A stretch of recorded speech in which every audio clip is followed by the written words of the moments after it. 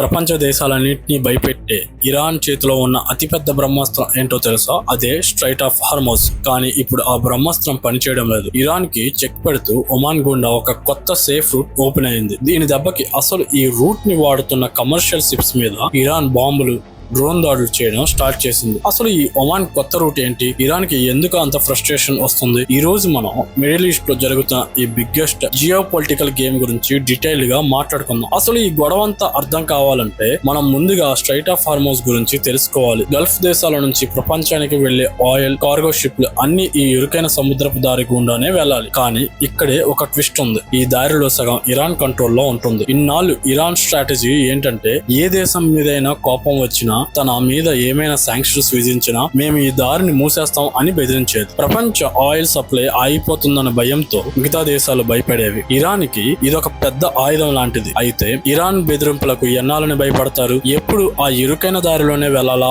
అని ఆలోచించిన ప్రపంచ దేశాలు ఒక ఆల్టర్నేటివ్ రూట్ వెతికాయి. అదే ఒమాన్ కొత్త బైపాస్ రూట్. ఇప్పుడు చాలా దేశాలు ఆ స్ట్రైట్ ఆఫ్ హార్మోజ్ లోకి ఎంటర్ అవ్వకుండా సేఫ్ గా ఒమాన్ దేశం మీదుగా తమ వాణిజ్యాన్ని, ఆయిల్ ట్రాన్స్పోర్ట్ ని కంటిన్యూ చేస్తున్నాయి. ఈ కొత్త దారితో ఇరాన్ ని దిమ్మ తిరిగిపోయిందనే చెప్పాలి. షిప్పులన్నీ ఈ ఒమాన్ కొత్త రూట్ లో వెళ్లిపోతే ఇక ఇరాన్ మాట ఎవరు వింటారు? తన గ్రిప్ పోతుందని, ప్రపంచం మీద తన పవర్ తగ్గిపోతుందని ఇరాన్ కి ఫ్రస్ట్రేషన్ స్టార్ట్ అయింది. మీరు ఏ దారిలో వెళ్ళినా, ఆఖరికి ఒమాన్ రూట్ లో వెళ్ళినా కూడా మేము మిమ్మల్ని డిస్టర్బ్ చేయగలం అని భయపెట్టడానికే ఇరాన్ మరియు ఇరాన్ సపోర్ట్ చేసే రెబల్ గ్రూపులు ఈ దాడులు చేస్తున్నాయి. ఈ కొత్త రూట్లలో వెళ్లే కమర్షియల్ షిప్స్ మీద బాంబులు వేయడం, డ్రోన్ దాడులు చేయడం మొదలు పెట్టాయి. సింపుల్ గా చెప్పాలి అంటే తన కంట్రోల్ తప్పుతోందని, ఇతర దేశాల కొత్త వ్యాపార మార్గాలను దెబ్బ కొట్టడానికే ఇరాన్ ఈ దాడులకు దిగుతోంది. చూసారుగా, ఇరాన్ తన పవర్ ని కాపాడుకోవడానికి ఎంతకైనా తెగిస్తుంది. మరి ఈ ఒమాన్ కొత్త రూట్ సక్సెస్ అవుతుందా,